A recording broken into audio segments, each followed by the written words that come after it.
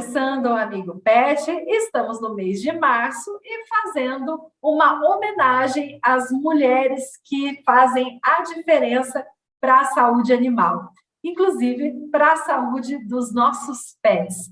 Ao meu lado está uma delas, a Tati Pedroso, que é médica veterinária, especialista em endocrinologia, também já está se especializando em geriatria. Em breve ela tem que voltar aqui para gravar uma outra entrevista para falar sobre cães idosos. Ela é presidente da Amplivepa, da Regional do Mato Grosso do Sul, e também ela é conselheira do Conselho Regional de Medicina Veterinária do Mato Grosso do Sul. Uma profissional de peso, e é uma honra recebê-la aqui no Amigo Pet. Obrigada, Tati. Imagina, eu que agradeço, obrigada ao convite e a lembrança de vocês. Tati, essa paixão pelos pets é desde sempre? É desde sempre. É aquela coisa que desde criança, o que você vai ser quando crescer? E eu dizia, eu vou ser veterinária. E aí a família até achava um pouco estranho, porque eu não tenho veterinários na família, mas eu vinha já com isso desde pequenininha e sempre foi um sonho mesmo, né? E hoje em dia eu falo, eu não me vejo exercendo outra profissão. Acho que assim, tanto o meu desenvolvimento de carreira, como até mesmo esse envolvimento com os órgãos de classe, né, a associação e o conselho, é porque eu realmente, assim, eu gosto muito da profissão que eu escolhi, e quero ajudar no sentido também de fazer a nossa profissão crescer, ampliar a valorização, a forma como a sociedade nos enxerga. E quando você entrou na faculdade, você sempre quis trabalhar com pequenos animais? Sim, a vontade maior sempre foi seguir para trabalhar com cães e gatos. Durante a graduação, eu direcionei muito os meus estágios para essa área e também para a área de diagnóstico. Como eu já tenho um tempinho de formada, na época a gente não falava tanto das especialidades, né, como fala hoje em dia. Exato. Então, o médico veterinário, ele se formava para atuar em clínica de pequenos e ele seria clínico, cirurgião, fazer de tudo um pouco. Digamos que eu já tinha, assim, algumas coisas que eu sabia que eu não me dava muito bem, então, por exemplo, atendimento de plantão, eu ficava muito ansiosa, então eu queria alguma coisa mais voltada para a clínica. E aí, assim, por algumas intercorrências da vida, eu acabei trabalhando com diagnóstico um bom tempo, e até foi isso que acabou depois me levando para a endocrinologia, por perceber, assim, que existia uma demanda muito grande desses animais que tinham suspeita ou que já tinham uma doença hormonal confirmada, e que os colegas tinham ainda muita dúvida em como diagnosticar ou como acompanhar o tratamento desses pacientes. E aí, normalmente, o laboratório clínico, ele acaba recebendo, né, a ligação desse colega que está em dúvida. E aí, quando eu estava escolhendo aí uma área de especialidade para fazer a pós, eu pensei, bom, eu vou fazer endocrinologia. E aí soma um pouco de história particular. Eu mesma tenho uma doença hormonal. Olha só. Sim. E, assim, o meu médico conversava muito comigo sobre a importância do diagnóstico precoce, o controle da doença para evitar, né, as complicações. E aí eu comecei a pensar, nossa, o quanto que se eu estudasse sobre isso, eu poderia contribuir com os pacientes e melhorar a qualidade de vida deles da forma mais cedo possível, né? E aí eu acabei, assim, já era apaixonada, me apaixonei mais ainda pela medicina veterinária, e eu sou, nossa, extremamente grata, assim, pela minha escolha e pela minha profissão. Que bacana saber que por uma experiência, né, pessoal, não tão legal, né, você conseguiu transferir para os seus pacientes, né, para os seus pacientes pets. E aí eu te pergunto, Tati, quais são os principais problemas hormonais que o pet pode ter? Porque eu vou ser bem sincera, isso para mim é até novidade. Eu não imaginava que um pet poderia ter alguma questão hormonal. Sim, aí até a gente vai dizer, a primeira doença hormonal metabólica é a obesidade, e que as pessoas esquecem que é uma doença. né? Às vezes está Infelizmente. associado por conta da castração, alguma outra questão que Sim, não correlaciona. tem fatores genéticos, tem a castração, a gente tem algumas doenças que predispõem o ganho de peso, né? É multifatorial. Mas a obesidade, ela é considerada doença no ser humano e nos pets já há um bom tempo. E a gente hoje tem inúmeros dados, inclusive dados de pesquisa, né? Das empresas que nos ajudam aí também com muita informação, mostrando que o tempo de vida deles pode ficar reduzido, né? Então, a gente precisa, primeira coisa, lembrar, obesidade. Então, o paciente gordinho, ele tem, sim, algum tipo de alteração, que pode ser primária ou não. E aí, no caso, é o médico veterinário que trabalha com endocrinologia que vai fazer esse acompanhamento. Além disso, a gente tem, hoje em dia, uma casuística de diabetes em cães e gatos crescente. A gente tem aí uma estimativa que em torno de 1 a 1,5 a cada 100 animais, né, cães ou gatos, vai se tornar diabético ao longo da vida. Então, é uma incidência relativamente frequente, né? E aí, se a gente entra nas doenças hormonais mais específicas, no cão, a doença mais comum que a gente tem é o cortisol aumentado, que é o hipercortisolismo. Sim. Então, são animais com predisposição a ganho de peso, alteração de ingesta de água, eles tomam muita água, fazem muito xixi, às vezes até ficando parecido com uma diabetes, mas não tem alteração de glicemia, nem todos, né? E essa alteração é muito comum no cão, o hipercortisolismo, ou a gente conhece, né, muitas pessoas conhecem como síndrome de Cushing. E no gato, a doença endócrina mais frequente é o hipertireoidismo, que seria o excesso de produção de hormônios tireoidianos. E também acaba sendo mais frequente nos gatos mais velhos.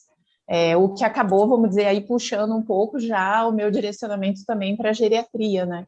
Então, assim, dentro das doenças hormonais, nós temos doenças em animais jovens, sim, mas a casuística dos mais velhos, ela é muito grande. E aí, na medicina veterinária, a gente tem hoje, a gente vê o que acontece com as pessoas. Ele tem uma alteração cardíaca, ele tem uma alteração renal, às vezes esse paciente tem um tumor e tem a doença hormonal associada. Então, por mais que nós tenhamos as especialidades, o paciente precisa de uma visão como organismo, digamos assim, não só como uma doença específica, né? Mas além do sobrepeso, por exemplo, já é um sinal para a gente ficar em alerta, né?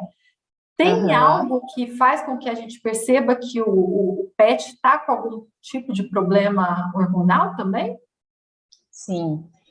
Um problema frequente relatado pelos tutores são as alterações de consumo de água e volume urinário.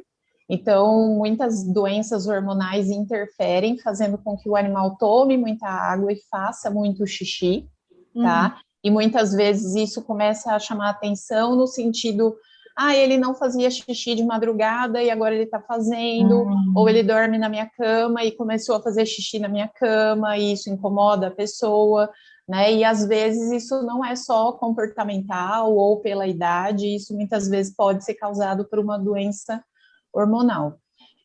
Um outro exemplo que de repente também vai chamar muito a atenção do tutor são as alterações de pelo e pelagem, né? O animal começa a ter queda de pelo, mudança até mesmo de coloração. Então, assim, vou falar em termos mais grosseiros, mas para facilitar o entendimento. Eu atendi uma Rottweiler que estava ficando loira, Nossa, segundo né, palavras do tutor. Ele falou, doutora, minha Rottweiler está ficando loira. E aí a gente foi descobrir que ela tinha um problema na tireoide que estava afetando a pigmentação. E aí a gente tem também outras doenças que fazem queda de pelo, e aí muitas vezes, né, como a pele ela é um órgão visível, então isso muitas vezes acaba chamando a atenção do tutor, e a gente também não pode esquecer que, né, assim como nós, quando tem uma alteração hormonal, interfere no cabelo, nas unhas, então isso também reflete na pele deles, né? As alterações de peso, como você falou, pacientes que às vezes em acompanhamento têm alterações recorrentes.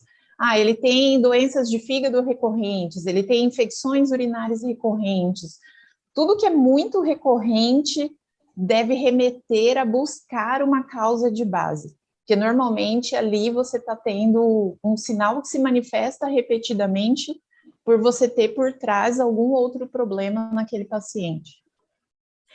Tem alguma raça que seja mais predisposta a ter algum problema hormonal? Tem.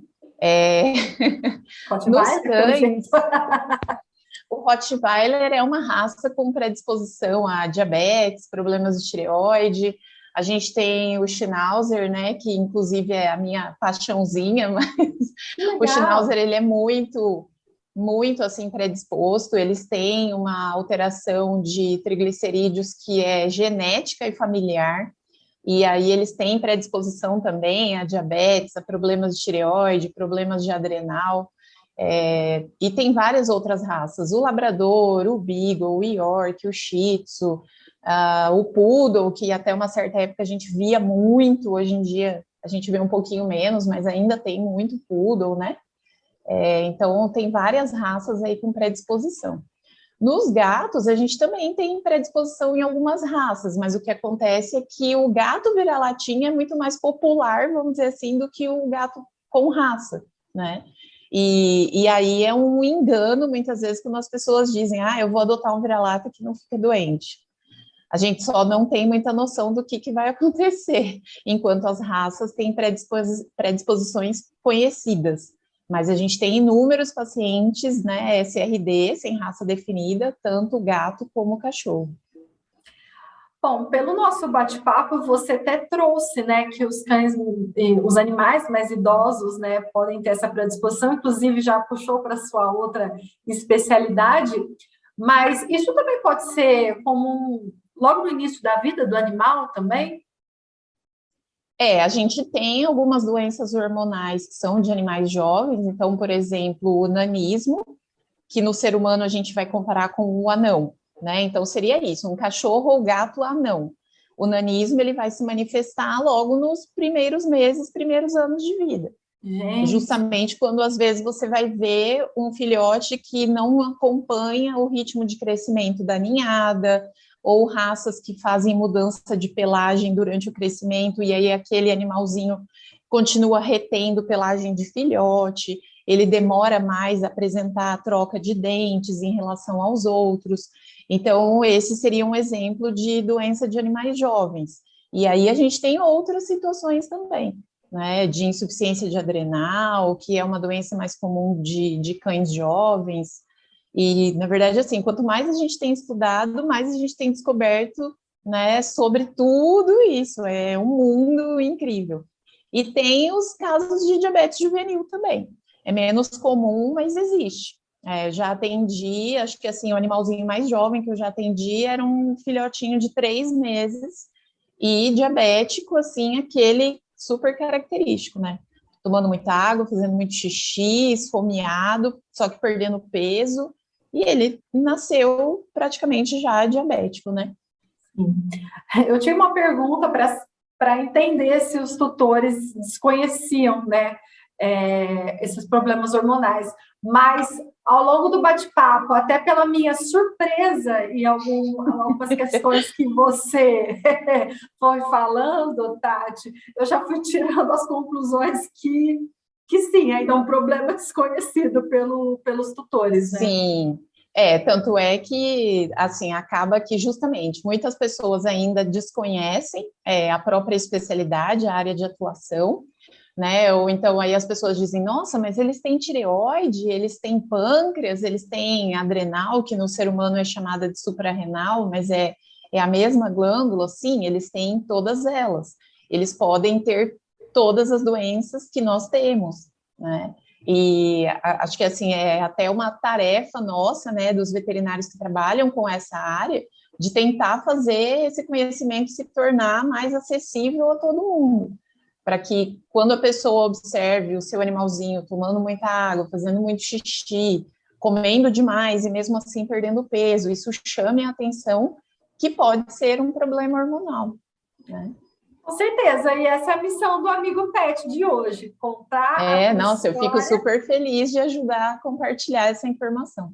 Com certeza. Tati, adorei te conhecer, adorei saber da tua história e principalmente do seu amor pelos pets e toda a sua dedicação acadêmica em prol deles, viu? Conte sempre com o Ouro Fino Pet aí no seu dia a dia.